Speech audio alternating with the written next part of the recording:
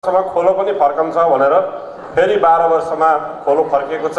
विराटनगरमा यो 10औं महाधिवेशन तपाईहरुले 12 वर्षपछि फेरि आयोजना गर्नुभएको छ। म यहाँहरु सबैलाई विराटनगरमा हार्दिक स्वागत सम्मान पनि व्यक्त गर्न चाहन्छु। विराटनगरको यो तातो मौसममा तपाईहरुको बसाई राम्रो रहोस्, आवास खानपिन सबै व्यवस्थित रहोस् भन्ने कामना पनि गर्न चाहन्छु र यहाँहरुको यो सम्मेलनले भव्य सभ्यताका साथ एउटा नयाँ सन्देश दिएर नयाँ नेतृत्व निर्माण गर्न सकोस् यो शुभकामना पनि व्यक्त गर्न चाहन्छु। पूर्वोक्त साथीहरूले धेरै विषयमा चर्चा गरिसक्नु भएको छ। आज हामी मुलुकको एउटा विशिष्ट राजनीतिक अवस्थामा यहाँ उभिएका छौँ।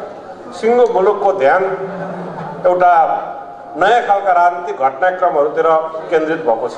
हामीले लामो सङ्घर्ष गरेर मुलुकमा गणतन्त्र ल्यायौँ, संघीयता ल्यायौँ, जनतालाई अधिकार सम्पन्न बनायौँ।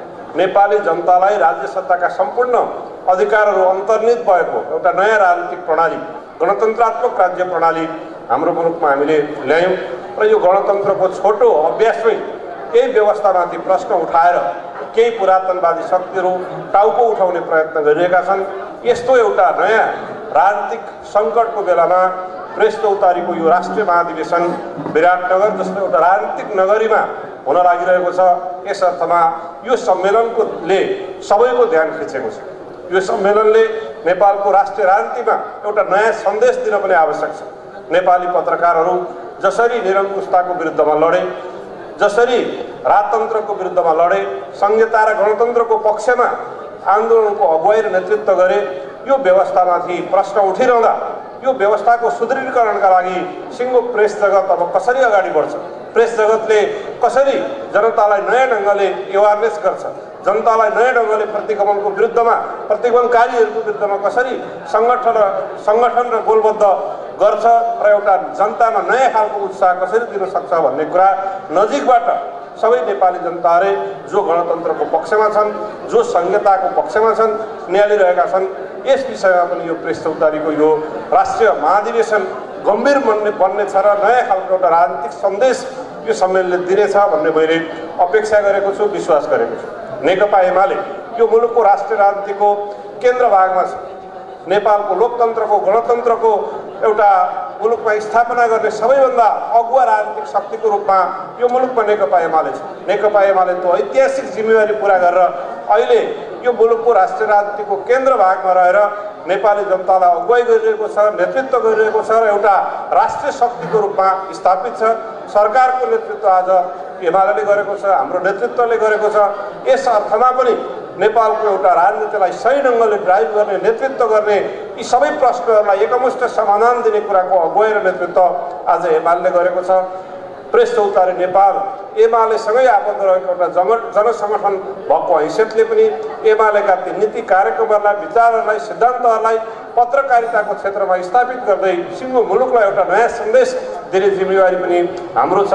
यो जिम्मेवारी यहाँहरूले कुशलतापूर्वक निर्वाह गर्नुहोस्। म यो शुभेच्छा, शुभकामना व्यक्त गर्न चाहन्छु। राष्ट्रिय सम्मेलन, राष्ट्रिय महाधिवेशन भन्ने बित्तिकै मूलतः हामी विगतका समग्र कामहरूको समीक्षा गर्नेछौँ। गणेश बस्नेतजीको 2 कार्यकाल उहाँले प्रेस चौतारीको अध्यक्षता गर्नुभयो। यो पछिल्लो कार्यकालको समीक्षा यो सम्मेलनले गर्नेछ। यो पछिल्लो कार्यकालमा केही उपलब्धिहरू भएका छन्। सङ्गठनलाई एकताबद्ध बनाउने काम भएको छ। पत्रकार महासङ्घमा प्रेस चौतारीको नेतृत्वलाई स्थापित गर्ने काम भएको छ। अरू धेरै कामहरू भएका छन्। यी कामहरूको समग्र समीक्षा गर्दै आगामी कामका योजनाहरू बनाएर प्रेस चौतारीलाई अझ यो समय सान्दर्भिक सङ्गठनको रूपमा, अहिलेका ज्वलन्त समस्यालाई समाधान गर्न सक्ने सङ्गठनको रूपमा हामीले अगाडि बढाउन आवश्यक छ। पत्रकारिता यो आफैमा चुनौती पनि छ। अहिले पेशागत क्षेत्रमा श्रमजीवी पत्रकारहरूको बारेमा धेरै प्रश्नहरू उठेका छन्। आज पत्रकारहरूले आफूले श्रम गरे अनुसारको, मेहनत गरे अनुसारको श्रम नपाउने, मिडिया हाउसहरू पनि बिस्तारै कमजोर हुँदै गएका, पत्रकारिताका कामका क्षेत्रहरू पनि नयाँ ढङ्गले विकास हुँदै गरेका सन्दर्भमा आइटीलाई व्यवस्थित ढङ्गले अगाडि बढाउँदै हामीले सिङ्गो पत्रकारिता क्षेत्रलाई, पेसालाई पनि जोगाउँदै संरक्षण गर्दै पोलिटिकल इस्यु र पोलिटिकल एजेन्डालाई पनि नयाँ ढङ्गले सम्बोधन गर्दै अगाडि बढ्ने दायित्व छ। यी सारा विषयमा अगाडि बढ्नको लागि यो सम्मेलनले महत्त्वपूर्ण कामका योजनाहरू बनाउनेछ र ती योजनाहरूलाई कार्यान्वयन गर्न सक्ने सबल सक्षम नेतृत्व पनि यो अधिवेशनले निर्माण गर्नेछ। यो अधिवेशनको नेतृत्व निर्माणको सन्दर्भमा महासचिवले प्रश्न कुरा यहाँहरूको बिचमा भनिसक्नु भएको छ। सर्वसम्मति रूपमा नेतृत्व बनाउनको लागि अध्यक्षलाई नै जिम्मा दिनुभएको छ। भएन अरू पार्टीका नेताहरूले पनि सहयोग गर्ने कुरा उहाँले यहाँ प्रस्तुत गर्नुभएको छ। महासचिवको गाइडलाइनलाई हामीले आत्मसात गर्दै सर्वसहमति भनेको के हो भन्दा सबैले सहमति गर्ने कुरा। यो सबैभन्दा सभ्य प्रजातन्त्रिक अभ्यास पनि हो। हामीले सर्वसहमतिको अभ्यासलाई अलिक बेठिक ढङ्गले बुझ्ने पनि प्रचलन भएको छ। सर्वसहमति भनेको सभ्य प्रजातन्त्रिक अभ्यास हो। सबैको सहमतिमा नेतृत्व निर्माण हुनु जस्तो राम्रो कुरा केही होइन। त्यो एउटा सबैभन्दा प्रजातान्त्रिक अभ्यास हो। तर सबैको सहमति भएन भने के गर्ने, त्यो कुरा हामीले विगतदेखि नै हाम्रा सङ्गठनले अवलम्बन गर्दै आएका छन्। मलाई यो भर्खरै मोरङको पार्टीको जिल्ला अधिवेशन सम्पन्न भयो। यो अधिवेशनले राष्ट्रव्यापी चर्चा पायो। सबै मिडियाकर्मी साथीहरूले अधिवेशनको बारेमा लेख्नुभयो, चर्चा गर्नुभयो। त्यहाँ मेरो नाम पनि जोडियो। म हिजो काठमाडौँमा, म पनि काठमाडौँ थिएँ, हिजो एयरपोर्टमा धेरै पत्रकार साथीहरूलाई भेटेँ।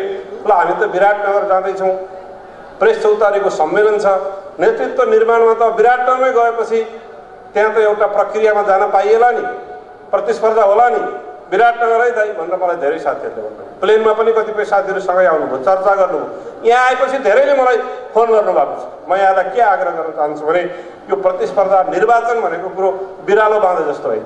निर्वाचन गर्नै पर्ने, प्रतिस्पर्धा गर्नै पर्ने, नोमिनेसन गर्नै पर्ने, चुनावमा जानै पर्ने, यो मात्रै प्रजातान्त्रिक कुरो होइन। प्रजातान्त्रिक लोकतान्त्रिक कुरा भनेको सबैको बिचमा सहमति भएर सर्वसम्मत गर्ने कुरा सबैभन्दा सभ्य प्रजातान्त्रिक अभ्यास हो। त्यो नहुँदा के गर्ने, त्यो त हामीले अभ्यास गरेकै छौँ। त्यो कारणले गर्दा यो पत्रकारहरूको यो प्रेस चौतारीको सम्मेलनले एउटा राम्रो खालको सन्देश दिन सकोस्, यो कुरा फेरि पनि यहाँहरूको बिचमा दोहोऱ्याउँदै मलाई यहाँ छोटो शुभकामना दिने अवसर दिनुभयो। यसको लागि आयोजकलाई धेरै धेरै